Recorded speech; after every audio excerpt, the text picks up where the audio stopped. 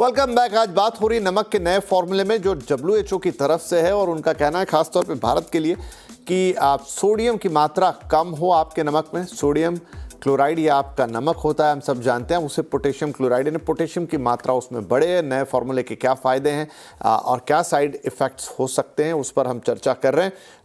हमारे साथ हमारे दोनों मेहमान बने हुए। डॉक्टर छाबड़ा, एक चीज़ कि कुछ लोगों के लिए उन्होंने कहा है कि फॉर एग्जांपल प्रेग्नेंट वुमेन, शायद बच्चों के लिए भी वो बोल रहे हैं कि कुछ लोगों को ये चीज़ नहीं लेनी चाहिए, पोटेशियम वाला सॉल्ट। कोई खास रीज़न उसके पीछे?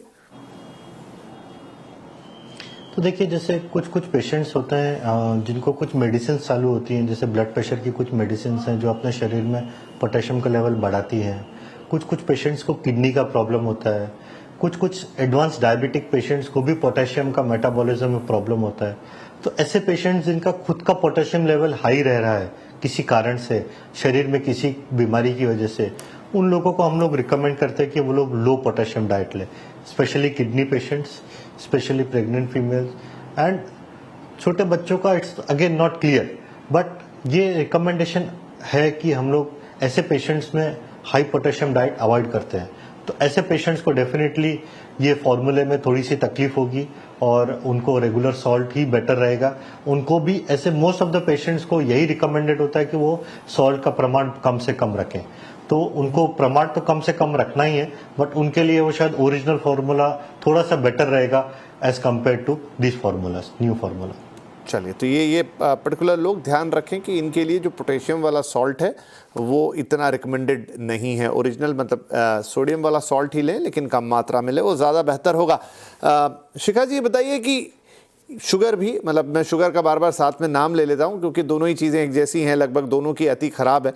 तो सॉल्ट इतना एडिक्टिव क्यों होता है? मतलब ज़ुबान को इतना ज़रूरी क्यों? क्या सॉल्ट एक सबसे इम्पॉर्टेंट चीज़ है जो बॉडी को चाहिए, या फिर कोई और रीज़न है कि उसके बिना लोगों को तो ऐसा लगता है कि मतलब उसकी तलब उठती है कोई और चीज़ की, जैसे आपको एडिक्शन हो जाए वैसे सॉल्ट की एडिक्शन है?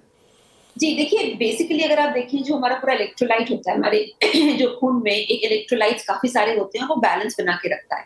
और सोडियम एक बहुत इंपॉर्टेंट प्लेयर है इस इलेक्ट्रोलाइट बैलेंस को मेंटेन करने में। और प्लस हमारे जो ज़ुबान है उस पे सॉल्ट के टेस्ट बड्स होते हैं, यानी सॉल्ट को टेस्ट करने के लिए टेस्ट बड्स होते हैं, जैसे स्वीट को टेस्ट करने के लिए टेस्ट बड्स होते हैं। मगर जो यहाँ पे मैं जो चीज कह रही हूँ कि जो चीज नेचुरल है, नेचुरल सॉल्ट जैसे कि जो नेचुरली सब्जियों में होती है, वो उसके टेस्ट को एनहांस करती है, वो उसके फ्लेवर और टेस्ट को एक एनहांसमेंट मिलता है। इसीलिए इसका एडिक्शन भी ज्यादा होता है, बिकॉज जब आप कुछ खाना खा रहे हैं, अगर आप बिल्कुल बॉयल खाएं, वही खाना है, बट उसमें स्वाद नहीं आता, बिकॉज वो हमारे टेस्ट का जो एक पूरा जो एक न्यूरो रिसेप्टर पे जाके एक जो फायरिंग होती है या जो एक एक्टिवेशन होती है, वो सॉल्ट करता है, शुगर करता है। ये कुछ टेस्ट हैं जो उस न्यूरो रिसेप्टर को एक्टिवेट करते हैं, इससे कि हमारी फीलिंग आती है ऑफ सेटिस्फैक्शन, ऑफ एंजॉयमेंट। तो मगर लाइक आई सेड अगेन कि वो सिर्फ आपकी टेबल सॉल्ट का के ऊपर निर्भर नहीं है। जो आप नमक, आप ये रिफाइंड नमक खा रहे हैं, उसी से सिर्फ नहीं होगा, वो सब्जियों और फल में नेचुरली होता है। एंड अगर आप कोई भी चीज नेचुरल खाएंगे तो उसमें वो एक फ्लेवर, एक टेस्ट जरूर आएगा। हाँ, उसको थोड़ा एनहांस करने के लिए थोड़ा सा और करते हैं, जिसमें कि नेचुरल सॉल्ट्स भी अवेलेबल है। अब एडिक्शन कब होती है? जब बचपन से हमें ज्यादा नमक खाने की आदत हो। जैसे कि आपने शुगर का नाम लिया, बहुत अच्छा किया, क्योंकि आजकल पीडियाट्रिशियंस है, वो 2 साल से नीचे उम्र के बच्चों को तो मना ही करा हुआ है कि आप कोई इनको एडेड शुगर नहीं देंगे, कोई एडेड सॉल्ट नहीं देंगे, ताकि इनके टेस्ट रिसेप्टर्स को आदत ना पड़ जाए ज्यादा खाने की।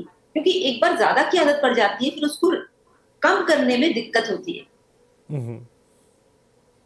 जी बिल्कुल। तो ये रीज़न है कि क्यों हमें तलब उठती है कि हम कुछ मीठा खाएं या हम कुछ नमकीन खाएं, the way it is design, और आपकी बॉडी को उसकी ज़रूरत भी होती है। लेकिन वही है कि वो लाइन कहाँ क्रॉस होती है, कहाँ वो सिर्फ आवश्यकता से स्वाद पे मामला चला जाता है और सारी गड़बड़ होनी शुरू होती है। लेकिन आप सब जानते हैं कॉम्प्लिकेशन में फिर ब्लड प्रेशर, बीपी, डायबिटीज़ जैसी बड़ी बड़ी, मतलब कहने के लिए लाइफस्टाइल डिजीज़ेज़ हैं, लेकिन एक बार हो जाएं तो फिर आपके लिए, आपके शरीर को बीमारी का घर बना देती है।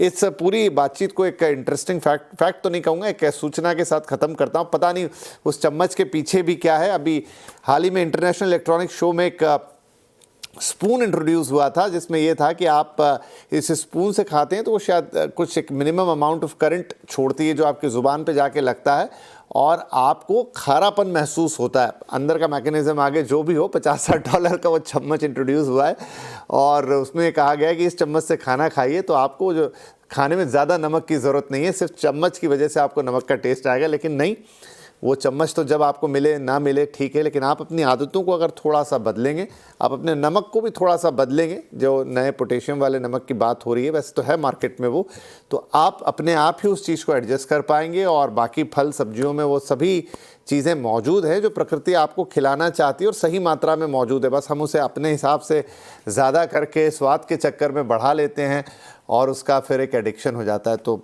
नमक को लेकर, नए नमक को लेकर, पोटेशियम वाले नमक को लेकर किन्हें खाना है, किन्हें नहीं खाना है, कितना खाना है, कब खाना है, किस तरीके से खाना है, सारी जानकारी यहाँ पे डॉक्टर राहुल और शिखा जी ने आपको दे दी है। तो प्लीज़ इन्हें फॉलो कीजिए और एक हेल्दी लाइफ जिए और diabetes, blood pressure, heart disease, इन सब से बहुत दूर रहिए। बहुत बहुत धन्यवाद मैम एंड सर, क्योंकि छोटी छोटी बातें जो आप लोग यहाँ आके बोलते हैं लोगों के मन में रह जाती हैं और फिर इसमें से अगर आधे लोग भी उसे फॉलो कर जाएं तो शायद हम सक्सेसफुल हैं। बहुत बहुत धन्यवाद, नमस्कार।